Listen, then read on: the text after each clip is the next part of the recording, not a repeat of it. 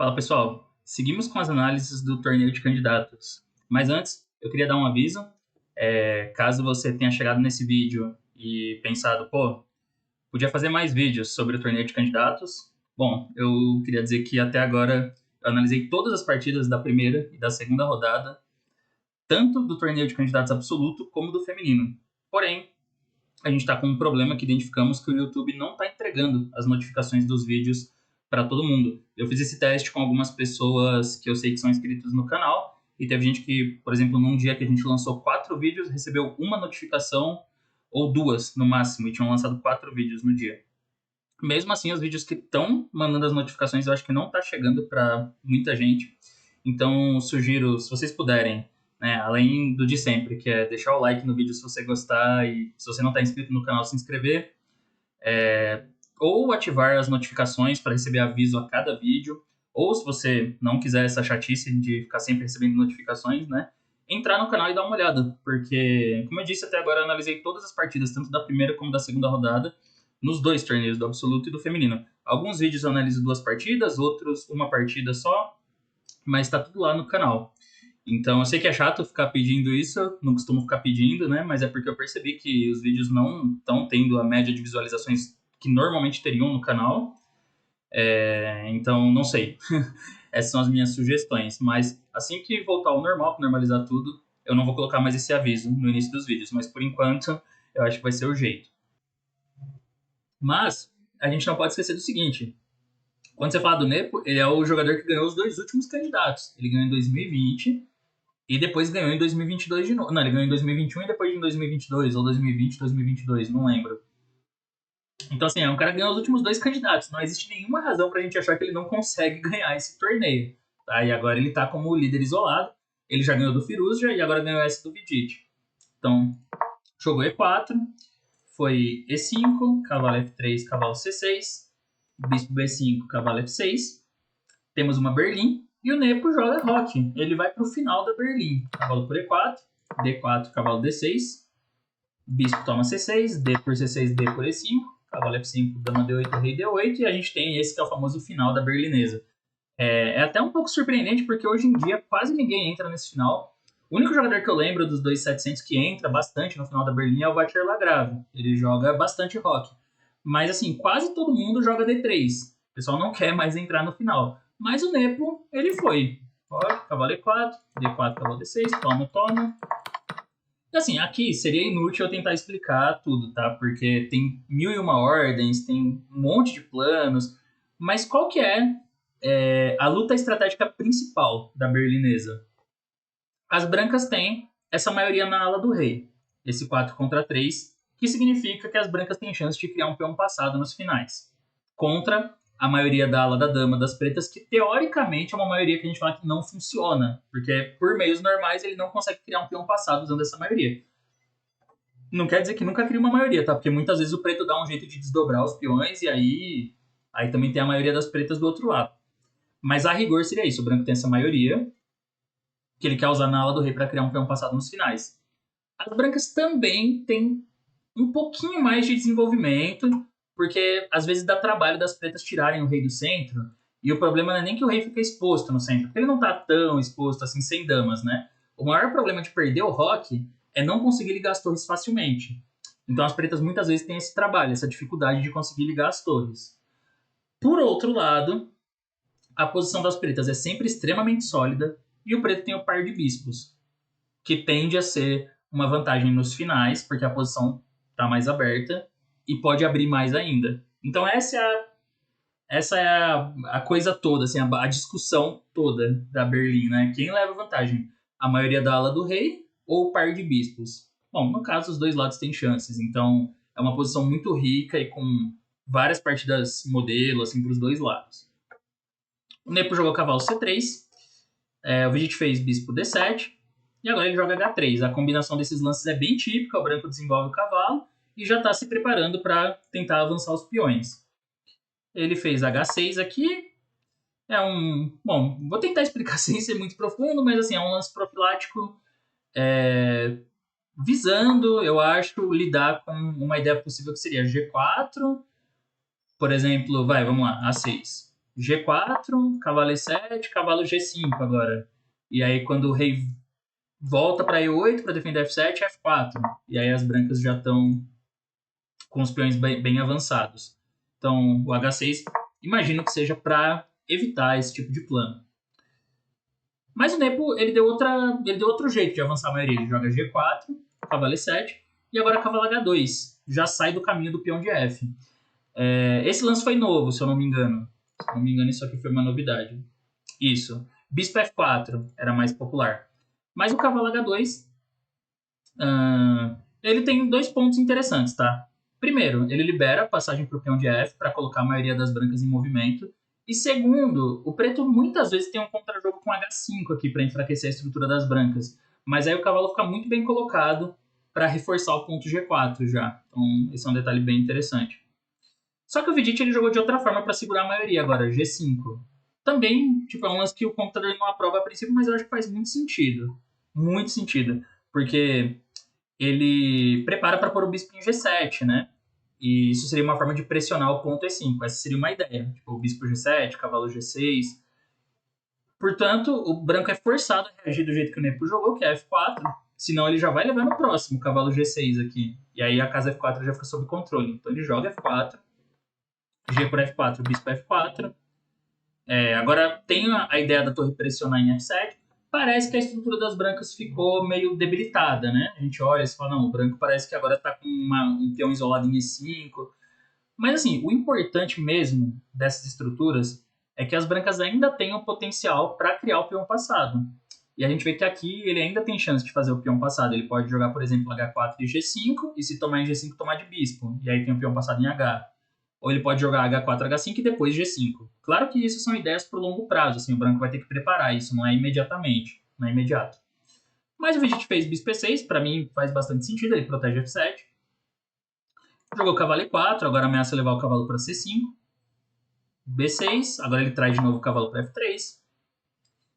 C5. Os dois lados vão fazendo lances comuns, tá? O preto, colocando os peões nas casas pretas, ele libera a casa C6 para o cavalo. Então foi cavalo F6. Ele leva esse cavalo para uma casa onde tira várias casas das peças pretas, né? Especialmente G8 da torre, por exemplo. E o cavalo ainda está controlando H5 aqui. Então ele também contribui para o avanço da maioria lá na frente. Nisso, o preto aproveitou para jogar rei C8 e levar o rei para B7, ligando as torres, né? Que é um dos planos possíveis. O Nepo faz rei G2, rei B7 e aqui ele joga rei G3.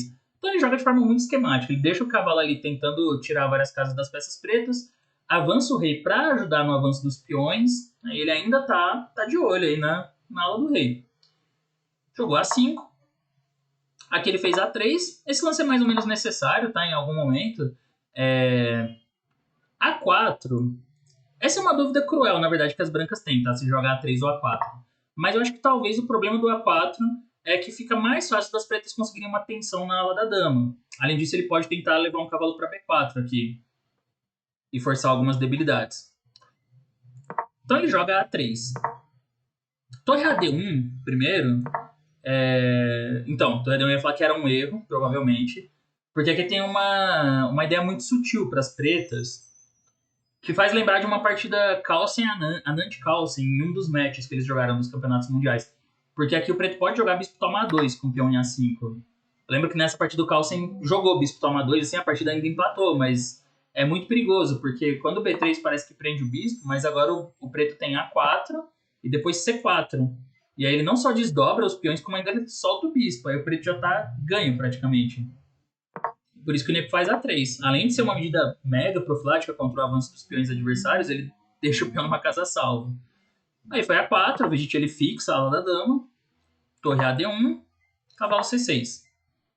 O Nepo jogou C3 aqui, ele vai para uma formação bastante sólida, a gente vai ver que essa formação funciona muito bem na partida, porque não é fácil agora das pretas criarem um peão passado. Mesmo que o preto consiga jogar B5, B4, que é sugerido pela máquina, o branco só precisa ficar parado. Deixa, né? O branco deixa, e aí quando B por A3, B por A3 ou BC3, ele ainda não consegue, não tem nenhum peão passado aqui. Lógico que isso dá algumas casas, tipo as casas brancas, e as pretas têm outras formas de tentar pressionar a ala da dama. Então vamos ver como que as brancas vão lidar com isso. Ele jogou bispo E7, desenvolve a última peça, bem natural. Aqui o Nepo comete uma imprecisão, que foi cavalo H4. Eu acho até... Assim, eu acho até meio difícil de entender, sabe? Por que ele jogou cavalo H4. Pra mim é meio que um mistério. Eu tava esperando, vendo a partida, que ele fosse jogar H4, não cavalo H4. Não tô esperando isso. E que em algum momento ele tentasse fazer ou H5, e depois G5, ou G5 direto. Mas, não sei. Também pode ser um lance como cavalo H5, assim, um profilático primeiro. Pode ser um lance tipo torre F2, só melhorando um pouco a posição das brancas. Mas ele fez cavalo H4 mesmo. E... Enfim, eu não entendo muito bem esse lance, mas eu não sou especialista de Berlim, então tô perdoado. Mas isso permite uma jogada bem fina por parte das pretas, que o Vidit encontra. Ele joga H5. Chegou bem na hora certa essa ruptura. Esse lance ele é muito bom. É bem concreto também, tá? Ele percebe que dá para jogar dessa forma e que isso atrapalha os planos de criar um peão passado das brancas. Mas tem um ponto tático, né? Se cavalo por H5, ele tem torre por H5 e torre G8. E aí vai ganhar o peão, o cavalo de H4. Tira o rei e bispo H4. E as pretas estão ganhas.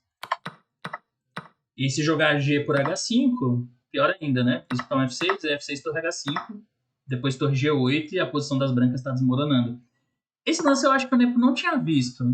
Se eu não me engano, assim, pela expressão facial dele e tal. E aí ele jogou G5 aqui meio rápido, mas porque também tá vendo que outros lances são piores, né? Se deixar jogar H por G4 e HG4, uma hora o preto já pode jogar bispo F6 e torre G8. Já começa a ter uma pressão forte ali no peão de G. Então ele mandou G5. Mas essa posição é interessante, porque as pretas... Assim, o Vidit aqui ele já tá a um passo de resolver a posição. Só que exigia encontrar um lance que eu não acho óbvio, assim, nada claro para as pretas. Porque ele jogou torre A5. Eu acho que a ideia dele foi a seguinte. Eu vou pressionar na ala da dama. Ele vai pôr a torre aqui em B3. Quer dizer, porque ele vai jogar a torre B5, só que a torre fica meio fora. E aí ele quer pôr a torre em B3 para avançar o peão depois e tentar forçar debilidades no campo das brancas, ou desdobrar os peões da ala da dama. E ele deve ter pensado, tá ok fazer isso, porque ele não tá conseguindo criar um peão passado na ala do rei agora. O G6 não é tão perigoso assim, então eu posso deixar esse lance. Mas a gente vai ver que esse plano, ele é falho, assim, esse plano não vai dar certo. Né? E esse é o problema das pretas. Em vez disso, ele tinha que encontrar uma jogada pouco natural, na minha opinião, que era bispo D8. Mas ela tem um fundo bem lógico, quando a gente para pra pensar, que ele libera a casa E7 pro cavalo. É o tipo de lance assim, que é complicado de você considerar na partida, mas quando você vê o computador mostrando, faz todo sentido. Ele vai passar o cavalo para E7, vai montar um bloqueio nas casas brancas. Então o cavalo tá indo para G6. E com o cavalo em G6, aí sim ele consegue uma posição muito firme na ala do rei, que parece difícil das brancas passarem. Bem difícil. Muito, muito difícil. Mas não sei, teria que aprofundar também. Por exemplo, o bispo D8 G6 aqui já não serve. Porque depois de F por G6, quando o cavalo toma, tem um bispo F6 intermediário. Isso se eu não estiver errado, né? Então, por exemplo, FG6, cavalo por G6, bispo F6, se cavalo H8, bispo H8, e se é por F6, torre G8, né? Cai uma peça. Fica com peça mais o preto. Mas o bispo D8 não era, pra mim, não era nada óbvio. Assim, ele podia tentar com o bispo F8 também, mas aí sim o G6 pode chegar. Então, em vez disso, ele jogou torre A5 e iniciou esse plano que a gente vai ver que não vai dar certo. O Nepo faz torre de D1 aqui. Ele... Assim, o Nepo, ele tem uma vantagem prática, uma qualidade prática, que às vezes atrapalha ele, mas em geral é muito boa. Ele consegue tomar as decisões muito rápido. O pessoal até perguntou na live pro Krikor o que ele achava, se o Nepo calculava rápido, qual que era o negócio dele, né? De modo geral, eu acho que ele calcula muito rápido, sim. E isso ajuda bastante. Ele já consegue rapidamente identificar as ideias e não precisa ficar checando as linhas. Pode ser também que ele fica pensando no tempo do adversário. Então, essa é uma forma de você aproveitar o tempo do adversário. Você ficar enquanto o cara tá pensando, você também tá pensando, para quando ele jogar você já tá com um pensamento, já tá com uma linha de raciocínio assim. Mas acho que em geral realmente ele enxerga tudo muito rápido.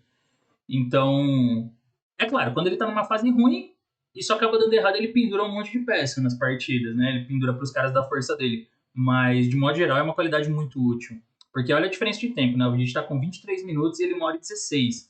E aí ele faz torre de D1, que é o melhor lance. Qual é a ideia do torre de D1? Ele quer jogar G6. Porque G6 antes não daria certo. Porque depois de H, naquela variante que a gente viu, FG6, cavalo G6, bispo F6 e sobra a torre de E8. Só que agora o bispo F6 é respondido com E por F6 atacando o bispo G6. Então tem esse detalhe que funciona a favor das brancas. Por isso que ele coloca a torre de D e não a torre de F em 1, né? A torre de F vai ficar pronta para apoiar o avanço do peão. O Vegeta seguiu com o plano dele, de torre B5. Aí outro detalhe que surge agora importante, ó. Quando ele joga torre B5, bispo C1. Esse lance não é o mais preciso, né? Era melhor que eu jogasse torre F2. Mas ele joga bispo C1. Isso é possível porque a torre está apoiando E5. Então por isso que ele pôs a torre em E1, para já ter o ponto E5 também super protegido e poder voltar o bispo para C1 defendendo a base da cadeia de peões. O Vegeta jogou a torre B3 aqui, seguindo esse plano que eu falei, de avançar o peão de B para tentar desdobrar na ala da dama. Só que esse é o início dos problemas dele e acho que a partir desse momento realmente o Nepo conduziu a posição muito bem, assim, de forma muito precisa. A última chance seria ele ter percebido um detalhe bem difícil aqui, né? Porque, assim, eu acho que ele pode ter considerado, porque aqui ele pensou legal, até ele pensou um tempinho. Ele poderia ter criado um contrajogo com C4, explorando a torre aqui para atacar o ponto E5. O computador ele até estava gostando mais das pretas, mas agora ele já dá uma igualdade. Só que a linha é bastante concreta. O branco vai jogar G6, que é a ideia. Afinal, não é tão fácil de defender E5. Se jogar cavalo F3, tem um recurso bom que é H4. Essa ideia é bem legal, porque se ele toma ali, tá caindo D5. Então fica já meio difícil de coordenar o jogo das brancas. Então joga G6. Ele tem a ameaça de G7, simplesmente, ganhando. Só que aí F por G6, cavalo por G6. E dá pra jogar aqui, bom, dá pra jogar o H4 primeiro, também pra tentar desviar o cavalo, e quando eu rei H2, torre D8. Com uma posição um pouco estranha, né? Não dá pra tomar em H4 facilmente porque tá caindo D5. E agora ele começa a ter umas ideias com bispo C5, também torre D3. Tipo, torre D3 é um lance bem perigoso, né? Pra atacar H3. Então fala que o melhor para as brancas é não deixar esse bispo vivo. É jogar cavalo por E7, cavalo por E7. E dar uma igualdade aqui, cavalo H5 para voltar o cavalo para F4. Ou seja, seguiria o jogo aqui, as pretas têm uma posição sólida. Mas ele teria que perceber essa ideia de contrajogo, de C4 e G6. E também tem outra linha aqui que é cavalo por E5 direto. Aí leva uma posição mais desequilibrada, com G7. Daí bispo F6. Se G por H8, bispo H8 deixa as pretas com muita compensação pela qualidade. Então joga torre F6, torre G8, bispo H6.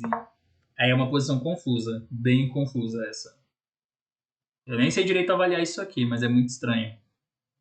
E só funciona por causa de alguns recursos meio milagrosos, tipo o cavalo D3 é o lance que o computador dá, mas eu acho que isso só dá certo porque depois de torre E6, F por E6 e torre F8, as pretas têm torre por G7, bispo por G7 e torre G5.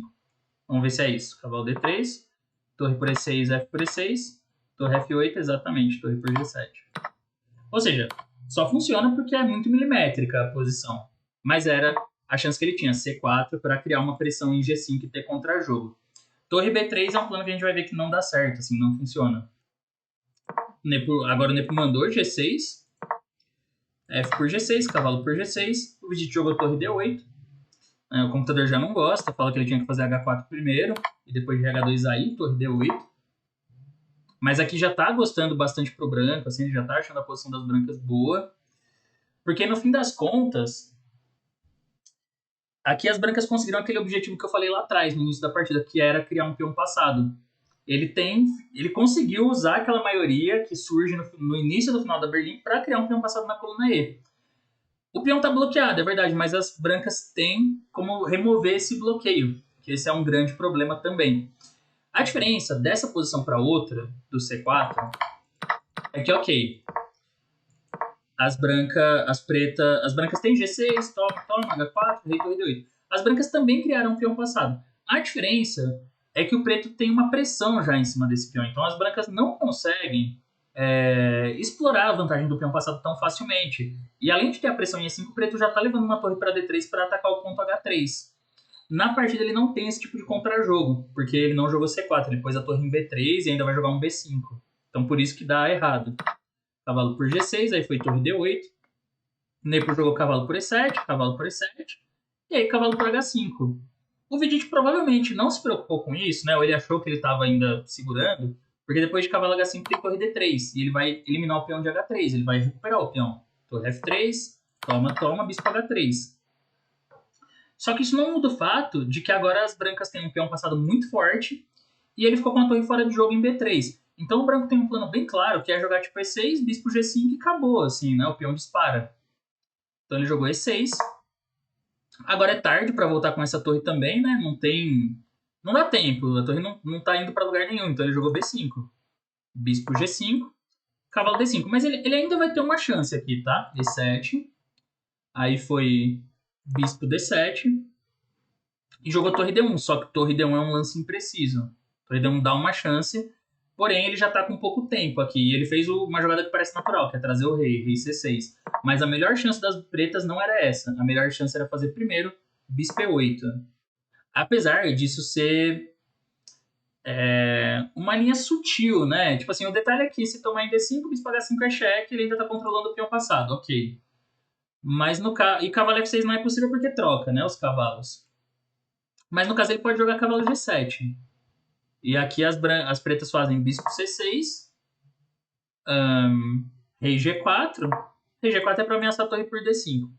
Aí a melhor continuação é cavalo por E7, bispo E7 e torre por B2. E aqui ele dá só um ponto. Tá ameaçando torre G2 primeiro, né? Então as brancas ainda tem que fazer alguma coisa em relação a isso. Tipo, jogar, não sei, cavalo E6 aqui. Tá ameaçando um cavalo D8. Assim, eu acho que na prática isso aqui o preto vai perder também, tá? A posição é meio...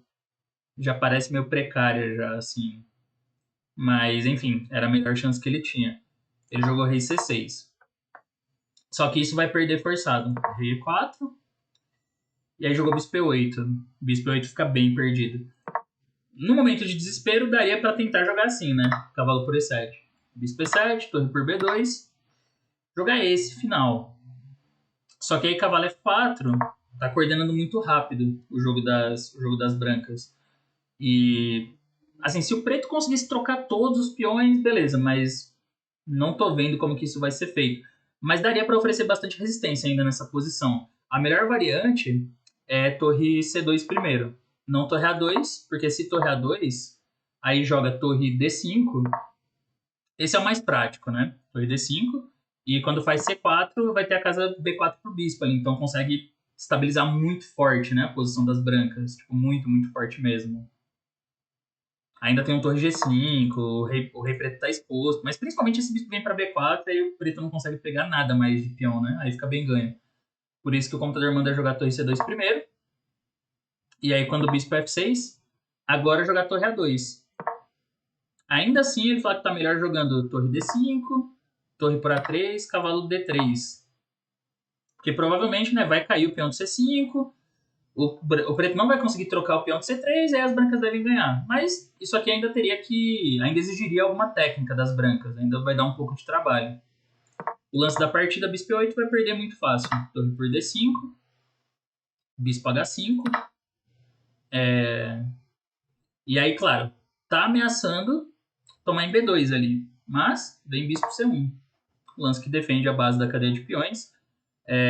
Parece que o preto tem um bispo F3, mas não adianta, porque bispo F3, rei toma e o peão tá promovendo. E ele não consegue voltar à torre aqui, né? Que esse é o problema mais sério. Jogou bispo G6 cheque, rei E5 B4. Mas aí foi rei F6, bem preciso. Bispo E8. Torre D8, B por A3. B por A3. Agora a torre tá voltando, só que agora a torre branca já tá em B8. Jogou bispo D7. E aqui o Nepo faz o mais preciso, que é rei F7. Ele prepara para jogar torre por D7, né? E não tem nada... Assim, se ele joga E8 é outra coisa. Torre E8, bispo E8, torre C3, e eu acho até que nem ganha mais esse final as brancas. Mas o rei F7 é muito firme, né? Ele vai jogar torre por D7 e vai promover. Não tem o que fazer. Se torre por C3, torre por D7 mesmo. E quando torre F3, quase salva, né? Rei E6. Fica tudo por um fio, mas não rola. Porque a torre não tem esse cheque, que esse bispo aqui é um monstro, né? Ele defendeu o B2 e ainda tira o cheque em E3. Então, depois de F7, abandonou o Vidit. Essa foi a partida que levou o Nepo para a liderança com 3-4. Assim, é difícil entender, né, onde que saiu o controle, onde que saiu o controle das pretas, e tinha algumas chances de contra-jogo, mas não eram tão óbvias. Mas, de modo geral, é uma partida muito instrutiva para mostrar os temas da Berlim do ponto de vista das brancas. Porque o Nepo foi sempre confiando na maioria da ala do rei. Mesmo parecendo que não era tão fácil, ele conseguiu passar o peão e, no fim, converteu o ponto justamente usando essa vantagem, né, de usar a maioria para criar o peão passado. Então é isso. O Nepo agora vai para a liderança. A gente teve... Esse vídeo está sendo gravado hoje, na segunda-feira, que é o dia livre. E vamos ver o que rola, né? Amanhã a gente tem simplesmente Prag e Nepo, Firuzja e Nakamura, Gukesh e Abasov e Vidit e Caruana. Então, assim, é um torneio que toda rodada é cheia de partidas legais, né? Então vamos ver o que rola e continuamos aí com a análise das partidas do torneio de candidatos. Então é isso, pessoal. Valeu por assistirem e até a próxima.